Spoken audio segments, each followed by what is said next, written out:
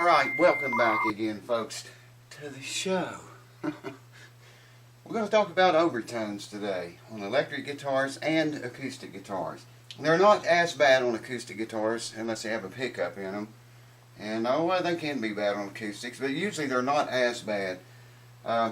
With electric guitars, you got pickups, and you know that they pick up everything that goes through the body, and all those vibrations. I mean, can even unwanted vibrations can work their way in there. A lot of times, if you have relief in your neck, and you pretty much got to have, you can get by playing on a straight neck. A lot of people do, but my point is, a lot of times, say if you're soloing down in here, then I'm just going to hold the note at the 15th fret. You know, that note, first string, 15th fret. I can get an overtone up here too. Hear that? It changes. It changes as you change notes. Like here's the 12th fret.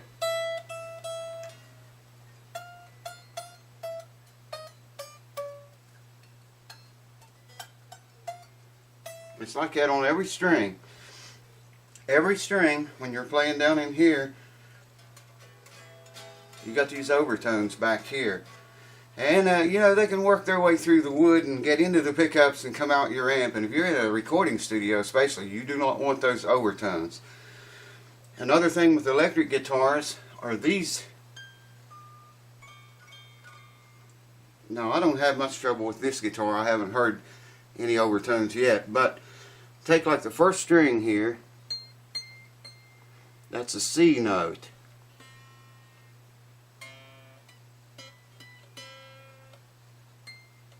Second string, hear that? That's a G, I think. Yeah. Third string, sounds like a D. It is. But you get the idea what I'm talking about with overtones. You see a lot of guitar players, they'll cut like this stretchy part of my shirt or the top of a sock. They'll cut that off and to stretch the thing down over their entire headstock. Let it mute those strings more or less is what they're doing. You see a lot of guitar players doing that. I see a lot of guitar players that take clear tape and run it under the strings, wrap it around over the strings and stick it on there. And the audience is not going to notice that unless they are really close or someone looking at his guitar. But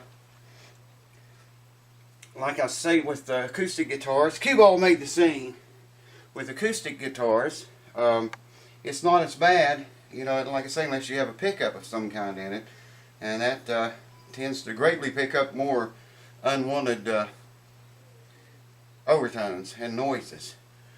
Another thing is guitars with a lot of space between the nut and the farthest peg away from the nut, where you have the most string. Now this got string trees on it.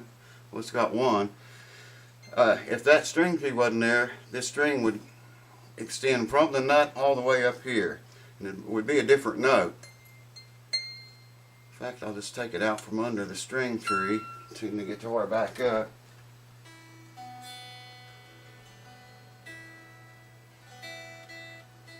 Now this note will be different. It's almost an E sharp. It's a little bit sharper than a real E. But you can see the longer distance there is from the nut to the peg that string winds around, and the more of an overtone you're going to get from that string. Guitar's going crazy over here. Anyways, I wanted to touch on that because a lot of people have asked me about overtones in acoustic guitars.